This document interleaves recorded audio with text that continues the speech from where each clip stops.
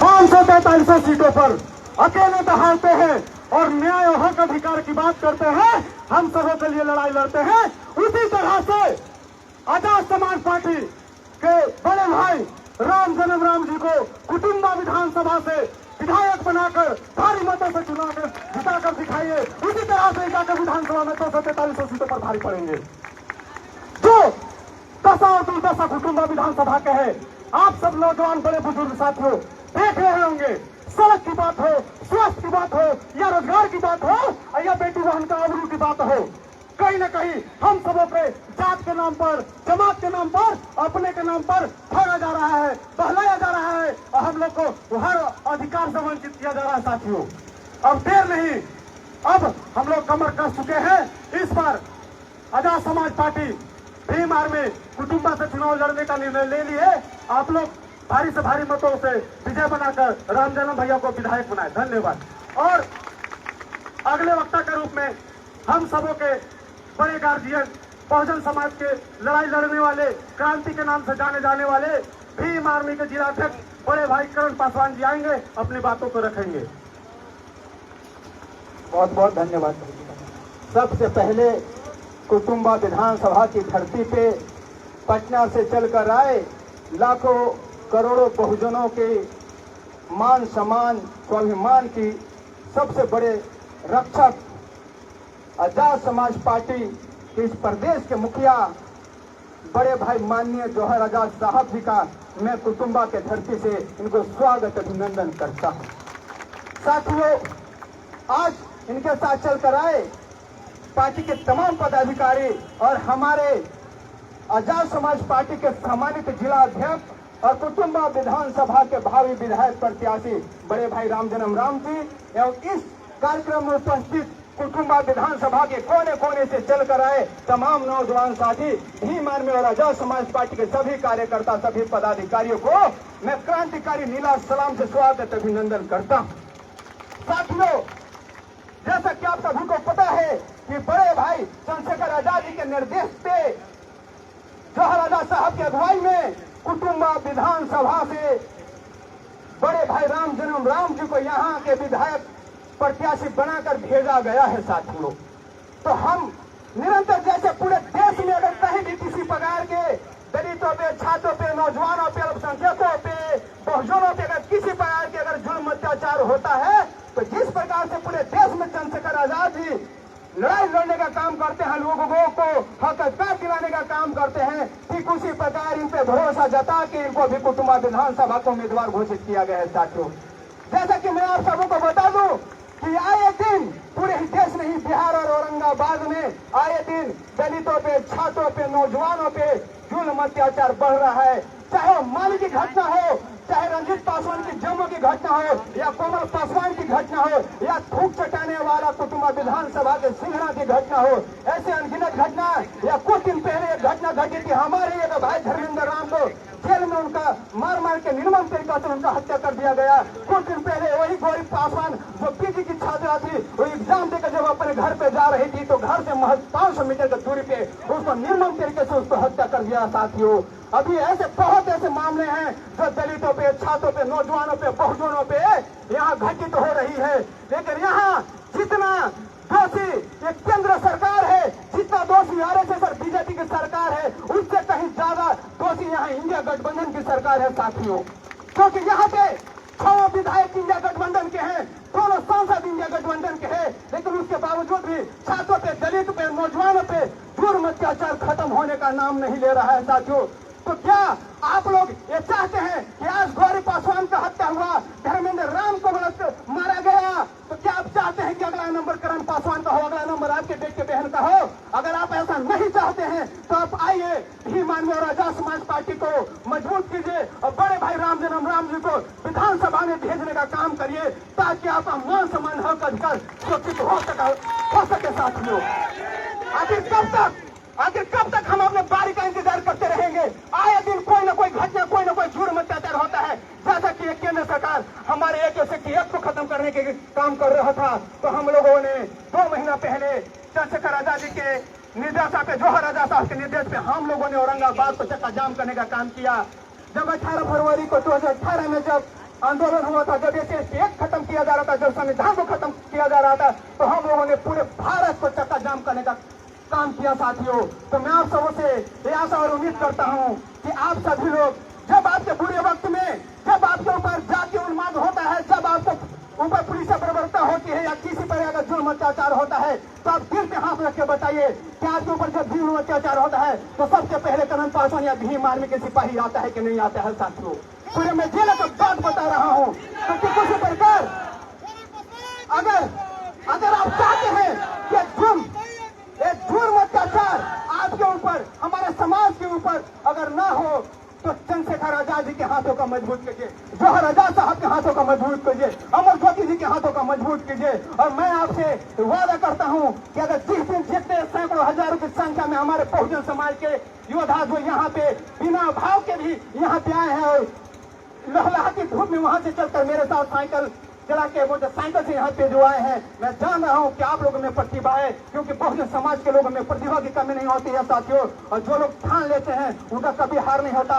तो आप लोग अभी से संकल्पित होइए और ठान लीजिए कि आपकी, आपका, मेरा और मेरे परिवार का वोट, हमारे समाज का वोट, हमारे लोगों का वोट, हमारे कुटुंबा विधानसभा का एक वोट चुनाव चिन्ह टेकली पे राम जन्म राम को जाएगा और हम लोग लोकतंत्र को मजबूत करने का काम करेंगे साथियों। जैसा कि आप सबको पता है कि माली में जब हमारी बहन के साथ जब उसके जुर्म अत्याचार हुआ था, जब उसको बलात्कार करके जब हत्या कर दिया, तो निरंतर 9-10 दिनों तक हम लोगों ने आंदोलन किया और पूरे कुटुंबा औरंगाबाद के जिले में जितने 11 प्रखंड है, सभी 11 प्रखंडों को लगातार 9 दिनों तक हम लोग घेराव करने का, वहां पे कैंडल मार्च, विरोध प्रदर्शन करने का काम किया। उसके बाद प्रदेश अध्यक्ष दिया और हम लोग जिला मुख्यालय का घेराव किए।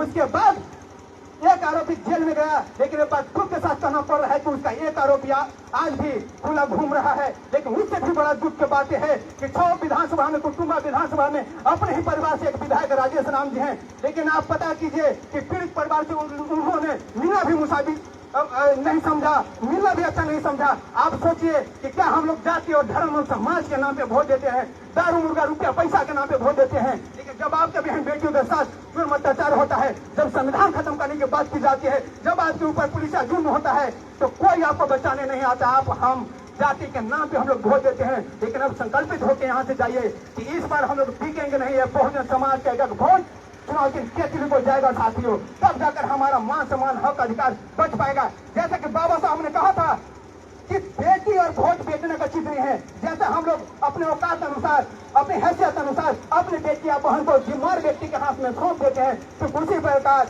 वोट को जिम्मेवार व्यक्ति के हाथ में सौंप देना है। ये देखना है कि मेरे बुरे वक्त में कौन लोग खड़ा होते हैं। अगर आप पैसा आप वोट देंगे तो निश्चित तौर पर मानिए कि जैसा आप जाइए टंडवा क्षेत्र में, अनगिनत ऐसा गाँव है, सैकड़ों ऐसे गाँव है जहाँ पे सड़क का हालत क्या है।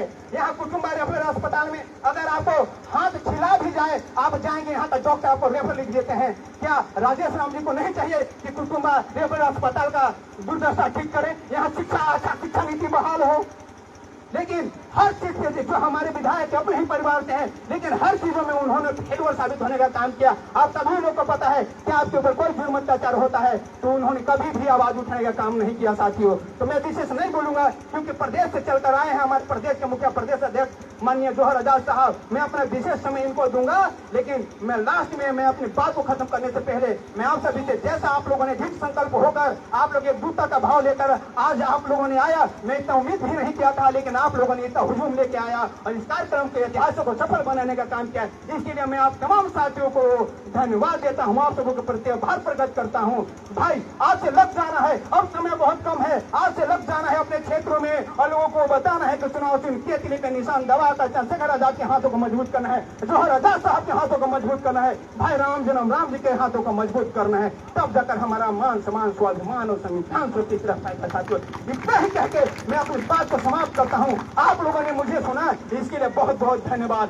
जय भीम, जय भारत, जय संविधान, जय केतली। बहुत बहुत धन्यवाद। और हम सबों के बीच बिहार में अपने बहुजन समाज के लिए लड़ाई लड़ने वाले और हम सबों के हक अधिकार की आवाज बने आजाद समाज पार्टी के प्रदेश अध्यक्ष जौहर आजाद साहब अब आएंगे, अपनी बातों को रखेंगे। जोरदार तालियों से स्वागत करें। जोर से तो जय भीम। वहां से आवाज नहीं आ रही है। जय भीम। हाँ, चारों तरफ से आज औरंगाबाद नीलामय हो जाना चाहिए। मैं आप सब भाइयों को बहुत धन्यवाद देता हूं, और जब जब मुझे निराशा हो जाए या कमजोर पड़ने लगता हूं तो औरंगाबाद आता हूं। यहां से ऊर्जा जो मिलती है वो पूरे बिहार में ले जाकर बांटता हूं। तो मुझे उम्मीद है कि पूरे बिहार में एक तरफ भाई चंद्रशेखर आजाद जी को रोकने के लिए पक्ष और विपक्ष दोनों लगा हुआ है, लेकिन हम आंधी तूफान को रोकने वाला भी कोई है क्या? नहीं रुकेंगे। कुटुंबा से नीला झंडा, नीली क्रांति निकालेंगे। उन जालिमों से बता देना कि भाई चंद्रशेखर आजाद जी की केतली आ चुकी है, और केतली भी बड़ी मुश्किल से मोदी जी से छीन कर लाई है। उन जालिमों को बता देना जो जुल्म भी किए, और उन जालिमों को भी बताना जो उनका समर्थन किए, जो वर्दी में बैठे थे। उनको भी बताना नेताओं को कि तुम जब जुल्म हो रहा था तो शांत बैठे थे, तो जो जालिम है और जो चुपचाप है दोनों मौसेरा भाई है। जालिम और जो शांत बैठा है दोनों मौसेरा भाई है। दोनों का हिसाब करना है।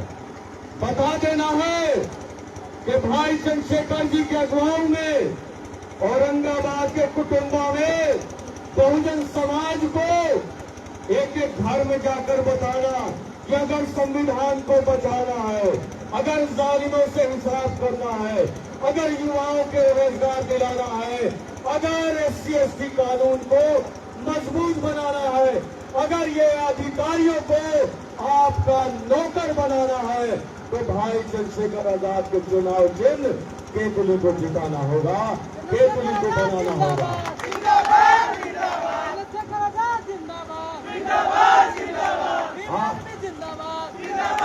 आप देख रहे हैं कि चंद्रशेखर आजाद जी पर हत्या का बड़ी प्रयास हुआ। उन पे रोड़े पत्थर भी चला दिए भाजपा सरकार ने, लेकिन खुद को बहुजन चिंतक कहने वालों ने एक ट्वीट तक नहीं किया। इन सब का हिसाब लोगे कि नहीं लोगे? इन सब का हिसाब लोगे कि नहीं लोगे? हमारी माँ और बहनों के बलात्कारियों को और उनको बचाने वालों को जेल भेजोगे कि नहीं भेजोगे? हमारे SC/ST के आरक्षण को खत्म करने वालों को पेंशन पे बिठाओगे कि नहीं बिठाओगे? सारे युवाओं के रोजगार की लड़ाई लड़ोगे कि नहीं लड़ोगे? समान शिक्षा और चिकित्सा बिहार में लाओगे कि नहीं लाओगे? यह समानता न विद्यालय में चलेगा, न हॉस्पिटल में चलेगा। जहां नेताओं के, अधिकारियों के, कारोबारियों के बच्चों का, परिवार का इलाज होगा, वहीं मेरे बहुजन समाज के किसान का, युवाओं का इलाज होगा। जहां अधिकारियों के, नेताओं के बच्चों की शिक्षा होगी, वहीं मेरे मजदूर किसान बहुजनों की शिक्षा होगी। ऐसा समानता चाहते हो कि नहीं चाहते हो? ऐसे समानता चाहते हो कि नहीं चाहते हो? अगर समानता की लड़ाई में आप हमारा